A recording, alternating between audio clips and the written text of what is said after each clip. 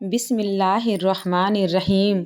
شروع اللہ تعالیٰ کے نام سے کرتی ہوں جو نہایت مہربان اور رحم والا ہے۔ السلام علیکم میرے دوستو۔ فلسطین کے بارے میں 40 ایسی باتیں جسے سن کر آپ حیران رہ جائیں گے۔ میرے پیارے دوستوں، فلسطین دنیا کا مشہور دیش ہے۔ پہلے اس کا نام لبنان تھا۔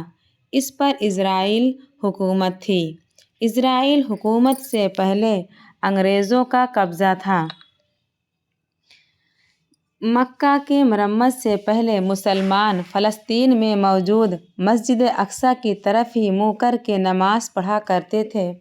دنیا کی سب سے پرانی بستی فلسطین میں ہی بسائی گئی تھی۔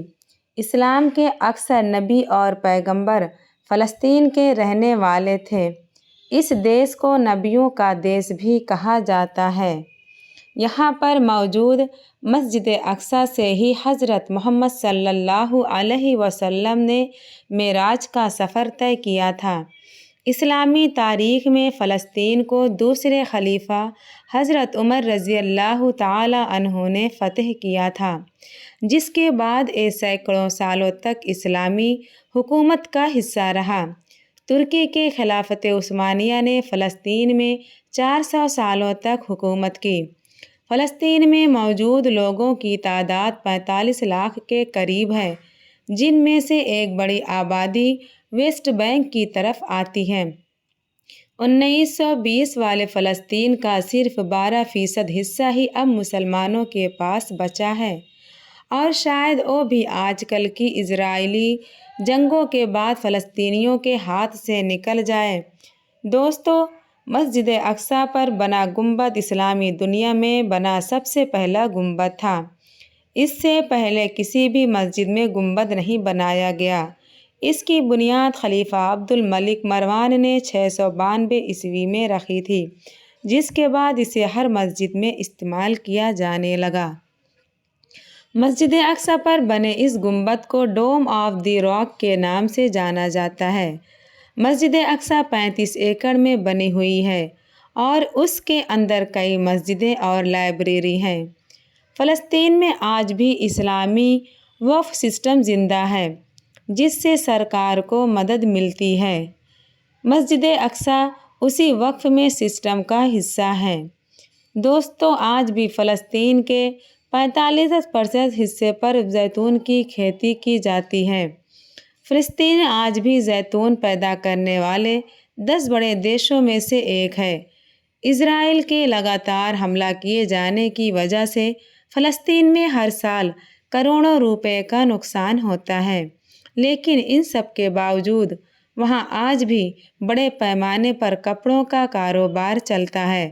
فلسطین میں بنے پتھر اور ٹائلز دنیا بھر میں استعمال کیے جاتے ہیں۔ مکہ کی مسجد الحرام میں استعمال کیے گئے کچھ پتھر بھی فلسطین ہی سے منگائے گئے تھے۔ دوستوں، فلسطین کو بانٹ کر اسرائیل بنانے کا سب سے پہلا منصوبہ 1937 میں پیش کیا گیا، جسے مسلمانوں نے ناکام بنا دیا۔ لیکن سن 1947 میں برطانیہ نے سازش کر کے اسے 2 حصوں میں بانٹ دیا اور ایک نئے دیش اسرائیل کو قائم کر دیا۔ برطانیہ نے ہر مسلم دیش کو کمزور کرنے کی کوشش کی۔ اس نے بھارت کو بھی 2 حصوں میں بانٹا تاکہ مسلمانوں کی طاقت کو توڑا جا سکے۔ یہی کام فلسطین میں کیا، اور اس طرح مسلمانوں کی طاقت اور سلطنت 2 حصوں میں بٹ کر رہ گئی۔ بہت کم لوگ جانتے ہیں کہ اسلامی دور حکومت میں فلسطین کا علاقہ جارڈن، مصر، شام جیسے دیشوں تک پھیلا ہوا تھا۔ یہ سبھی دیش فلسطین کا ہی حصہ تھے۔ حضرت یوسف علیہ السلام نے جس مصر پر حکومت کی تھی، اس میں فلسطین بھی شامل تھا۔ دنیا کے مشہور بادشاہ سکندر نے بھی ایک وقت فلسطین پر حکومت کی تھی۔ آپ کو یہ جان کر حیرانی ہوگی کہ خلیفہ حضرت عمر رضی اللہ تعالی عنہ کے ذریعے فلسطین کو فتح کیے جانے کے بعد عیسائیوں نے کچھ سالوں کے بعد مل کر فلسطین پر حملہ کیا تھا، جس میں 70,000 مسلمان مارے گئے تھے۔ یہ سبھی جنگیں صلیبی جنگوں کے نام سے جانی جاتی ہیں۔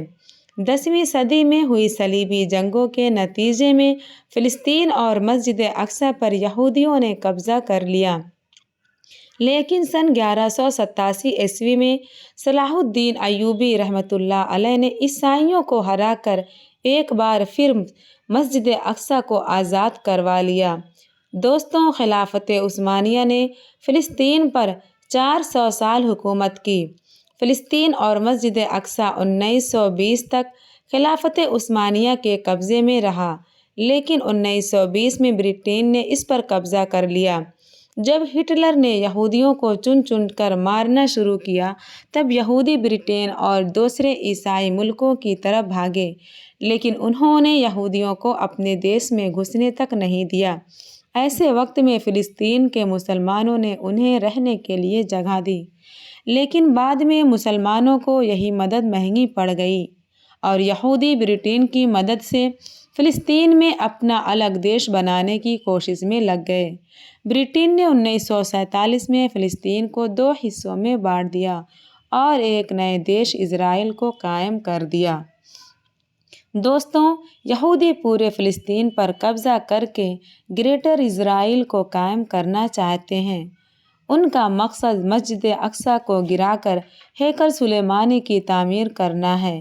اسرائیل کی مانو تو مکہ سے لے کر مدینہ، عراق، ایران، مصر، جارڈن سب اسی کے ہیں۔ آپ کو یہ جان کر شاید حیرانی ہو کہ فلسطین کو آج بھی اپنی سینا اور فوج رکھنے کی اجازت نہیں ہے۔ یہی وجہ ہے کہ آج کل ہونے والی جنگ میں فلسطین کی طرف سے حماس کو جنگ لڑنی پڑ رہی ہے۔